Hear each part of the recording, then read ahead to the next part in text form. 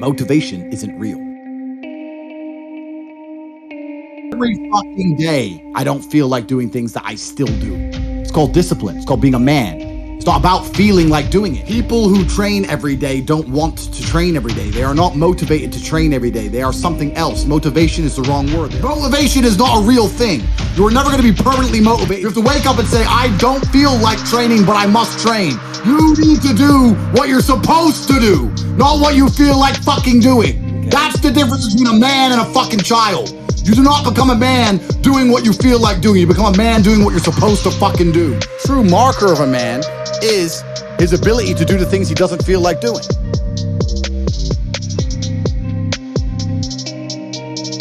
What do you say to young men who come to you for advice, who feel lost, who don't really know where they fit into society? I say that life as a man is exceptionally difficult.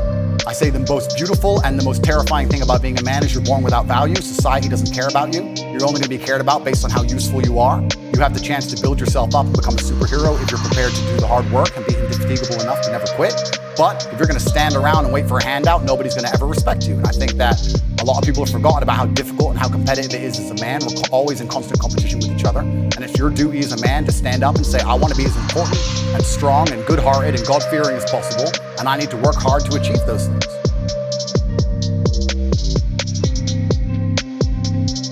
Right, and the dangerous thing about overly emotional men is that they're dangerous. They're genuinely dangerous. This is what's crazy. All these people who talk about toxic masculinity and how bad it is for men to be traditionally masculine. A traditionally masculine man does things he doesn't feel like doing because it is his duty to do them. He charges into the building because it is his duty. Not because he feels like it, because it is his duty. We're now teaching the new generation of men that they don't have duty and they can just act on their feelings and act how they feel, and they don't have to act as a man should. Do you know what happens when you get men who just act how they feel? You get school shooters, you get violence, you get rapists. Men who do not control their emotions are dangerous. If you find a man who is stoic, he's not going to hurt people. He's going to sit and think about his actions very carefully, and he's going to be a good man who protects and provides for his family. If you find a man who just acts out on impulse and does whatever he feels like, you're going to find a dangerous man.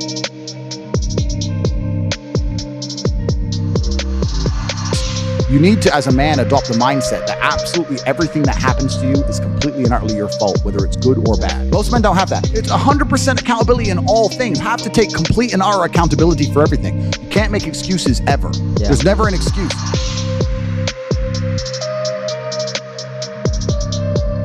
Nothing good has ever happened on accident. Have you ever met a guy who's just got covered in muscle, he's got a six-pack? You're like, hey bro, how'd you do that? You've been going to the gym. Nah man, it was just an accident. Oops. No, he built that body purposefully. He did things specifically to get the result he desired. He ate a specific way. He trained a specific amount. He knew exactly what he was doing. Every rich person knows exactly what they're doing. People who are making money know exactly how to do it. You're sitting there saying, I want to be rich. You don't even have a plan to get rich. How the fuck are you going to get rich on accident? How's that going to happen? Oops, I'm a millionaire. Never!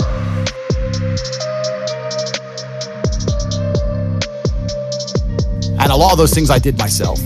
And some of them were God-given. But the ones that weren't God-given was because I put myself through hell. I put myself through hell because I decided to throw comfort away. For 10 years of my life, I was never comfortable. If you were born 100 years ago and it was the 1920s, you'd be in some ditch in northern France, living in the fucking mud, hoping not to get killed by a random sniper in some bullshit war you barely understand for 4 years. The world has become exceptionally easy for a lot of men. It used to be a different place. Most men were cannon fodder. Most of us would have ended up in wars, dying for fucking no reason. Now we don't have to do that. So because we don't have to do that, men think it's okay to just become comfortable now. You're not supposed to be comfortable. You were never evolved to be comfortable. You're supposed to be uncomfortable. And if you make yourself uncomfortable constructively, it's very easy to be anything you want.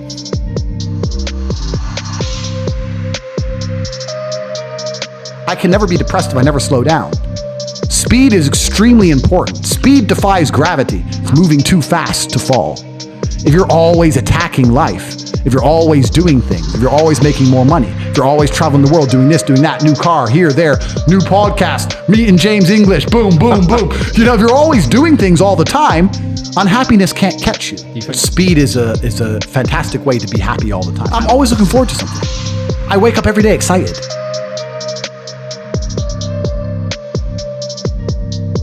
You talk about GTA, Grand Theft Auto. I know the game. I used to play the old one on the PlayStation 1 when I was a child. But I find it amazing that people will sit there and spend all their time upgrading that character, making as much money as they can, getting the best guns, getting strong, getting some hoes, meeting important people, getting the best car. They'll do all that in a game, but they won't do it in real life. I find that incredible. Like, my life is GTA. I don't need to play a game for GTA. If I want a gun, I'll fucking buy it. If I want a car, I'll fucking buy it. I want a bitch, I'll get her. It's me. I am GTA. I don't see why people play the games. They play the games because they're scared of loss. Because if you die in the game, you get another chance. If you lose in the game, you get another chance. In life, you get one shot. Damn, that's... But if you get some balls,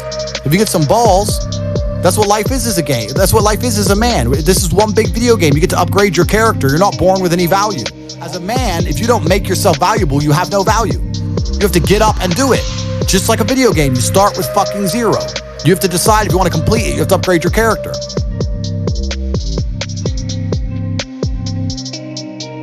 But there's something that's always kind of confused me.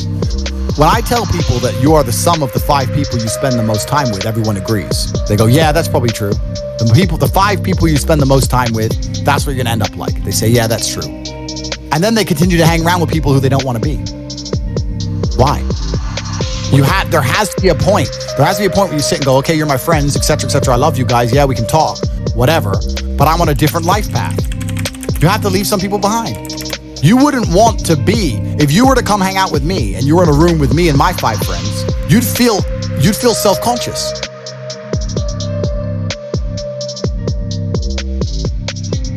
If you cannot control your own mind, let me make this point because it's extremely important. If you cannot control your own mind, then you are just a feather in the wind of life. Because your own mind is the only thing you can control. You can't control the weather. Right. You can't control other people. You can't even control whether your heart stops beating. You might have a heart attack tomorrow. You can't control anything besides what you think. If you cannot control your own mind, then you go through life with zero control, zero influence. You can't control anything.